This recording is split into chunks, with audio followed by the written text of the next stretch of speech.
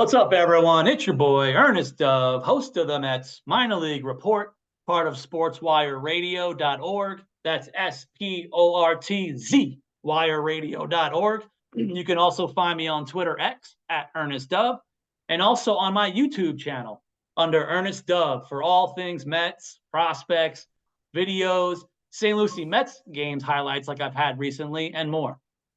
You can also check me out on maxmets.blogspot.com. Maybe I can throw out some articles, maybe see some pictures, some things I've been doing, and even some of these interviews. You could also go on the links later on at maxmets.blogspot.com. Today's guest is a minor league prospect in the New York Mets organization. Surprise, surprise, right? He was taken in the 8th round of last year's 2023 June amateur draft out of Capistrano Valley High School in Mission Viejo, California.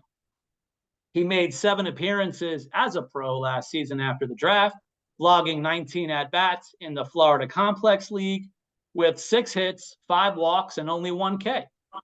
The versatile young athlete played across 3 different positions on the diamond, seeing time at second base, third base, and shortstop.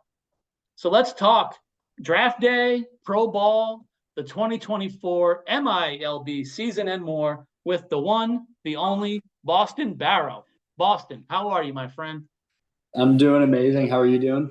I'm doing good, man. I've been excited to hear from you for a little bit now. Obviously, you're still new to the organization, but especially the prospect huggers, the minor league junkies, we found out about you very quickly. So I'm really excited about this, and I know a lot of Mets fans are very excited to hear from you specifically. Like even talking off air, I've been hearing some things behind the scenes, even some coaches, staff, but even a lot of fans. I know they're going to be really excited. And I figure like going up and down a few things, because this is my first time interviewing you, I might as well go with one of the general questions about like, talk about yourself basically. So if you, Boston Baro, can kind of give us, kind of an intro of your own bio, maybe how you are as a person, how you are as a player, just kind of like a little bit of introduction so we can get to know you tonight.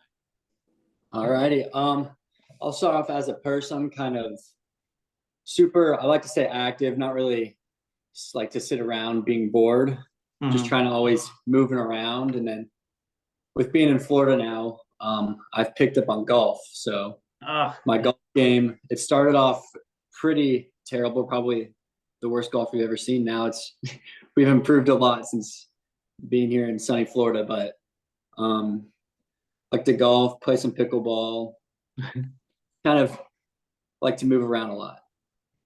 Well, this is the place for it. I guess we're like the pickleball capital, apparently, of the world, as far as that's pretty fun. And we'll get into the golf stuff later, because now I have a new like thing where it relates to a player and the golf and your kind of weight gain we'll talk about. But again, because it's my first time hearing from you, and I usually love these type of stories, even in short interviews.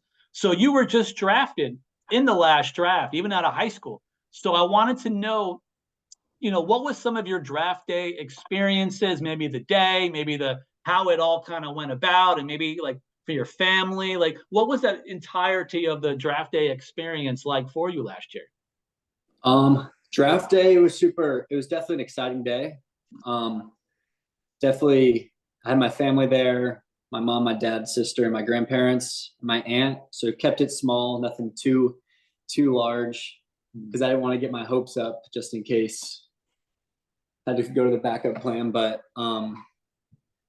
just hearing when my advisor called me, he said that the Mets were going to take you. My heart was I was just so in shock. I was like, oh my gosh, we started the dream going early. So definitely a stressful day for sure, but tried to keep my cool, relaxed. You hear some things there going around, but once I heard my name get called on the TV, I was just super excited.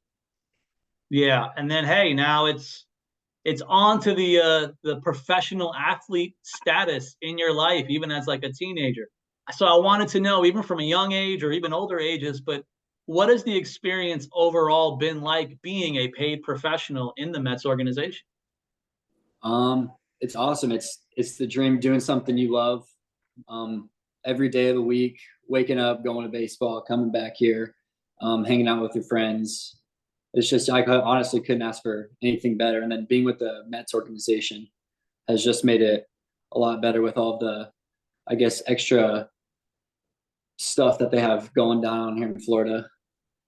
So, Yeah. And now, you know what? I'll get into it because I thought it was kind of interesting. So when I was talking to some sources in the Mets organization the last few months, even through the off season, trying to talk about different guys and who looks good. And uh, I didn't even ask for a general name. I'm like, hey, who looks good in camp? And one of the first names brought up by the staff was Boston Baro. And when he started talking about you, he's like, oh, by the way, like, hey, what's looking good about him? Like, first of all, he bulked up about 30 pounds since the draft, and he's hitting lasers. So I wanted to know your thoughts on, because again, hey, I'm just learning about you. I'm learning about your background. And I know it was funny because like there's certain guys that I've talked to in the few years. I remember I talked to Jeff McNeil around the time where he put on about 25 to 28 pounds of like pure muscle, and he was doing it for a certain purpose and structure that he had with his own coaches and with the Mets organization. And I know even we know about Ronnie Mauricio. It's like when he was drafted at like 16 or signed at 16, he looks so much different like 4 or 5 years later. So I wanted to know like what was some of the structure that went into you and like the decision making to kind of put on weight, or like what was that whole process like been for you since from last summer until now? I definitely came into pro ball knowing I needed to put on a lot more weight because I got here at probably 165, and now we're at 190. So definitely we can see a big improvement in just me hitting the ball harder, getting faster. Just adding that strength has definitely helped improve my game, especially with arm strength, and honestly keeps you healthier. I've been feeling like you get tired and stuff, but like every day I wake up, I'm ready to get out there, and I'm just super energized. But it was after the FCL ended, and probably in August, September through November, there was a camp, and they had us lifting 5-6 days a week, and just eating good, lifting every day, staying consistent with what I'm doing. I started to see results, and I just love seeing it. Yeah, and I guess it sounded like again the results were showing immediately, and like even for you, I'm now even processing and assessing yourself as a pro athlete now out of the amateur ranks. Like, what are some of the thoughts on what's been happening to you and your game, and even like at the plate during the beginnings of the early camp? Did you see it? Did you see it kind of translating from the off season to the games or to like the bullpens and that type of situation with live BP or anything? I definitely saw an improvement in exit velo for sure. That was the biggest thing I saw. I'm not gonna tell you, I was super weak when I got here, but now I feel like I'm definitely on the stronger side and can hold my own weight up and stuff. So just big thing was coming here and like spring training was just staying relaxed, not really like getting too antsy at the plate, not like sticking to my game, just like looking for my pitches to hit, and not falling for curveball in the dirt or anything like that. Well, even still, again, we have to go by the old adage of the small sample size, but you were really good for those like 7 games. And it seems like if you want to analyze it like I can, because I got nothing better to do, it looked like you really had solid like plate discipline from day one. And even for a high school pick to come out of the draft, just starts his professional career, he's thrown into some games and you already have plate discipline. Is that something you felt like you even had even through high school as far as the natural ability to just maybe see the ball or avoid bad pitches? I feel like after high school baseball, like I started like really getting into it with my high school coach Chuck, which he helped me tremendously. Just being able to pick up spin out of the hand, looking for where I want the slider to start for me to hit it. Just being able to like, and also sticking to my approach, which is just like I'm looking for early in the count, middle in, something to drive, and then go back to my 165-pound thing slapping it the other way when I get to 2 strikes. Well, and you know what? The ability to do both. I know that Jeff McNeil is making a career of it right now. Mm-hmm. I like they know him as the slap hitter. Then he had a year of kind of bulking up, and then he was hitting home runs, and now he's probably trying to balance it out at this point. And now, as far as the season, obviously, we had some of the information that came out about an injury that delayed the start of your kind of opening of the season. So I basically just wanted to ask more about like, hey, what are you anxious? Like, what's the excitement of as you're about to get rolling at this point? Because you're going to be starting soon, being active, maybe behind the scenes. So I wanted to know, like, what is the excitement? Are you antsy to get out there and start getting into some games, be it in the backfields or even later in the one of the affiliates? I'm super pumped. I'm so excited to start off my first full year of professional ball. Just working my butt off in the backfields right now. Mm. And then, just sticking to what I do best, not trying to overdo things, just relax, chill out, and have fun with the game, not let it get too much. Yeah. And so it's a question I forgot to bring up earlier. I want to like add it to the agenda and sneak up on you. I know the Mets organization too now, even from last year, a lot of guys have been getting more and more and more versatile. And there's a lot of players with kind of similar-ish types, and they're kind of moving everybody around.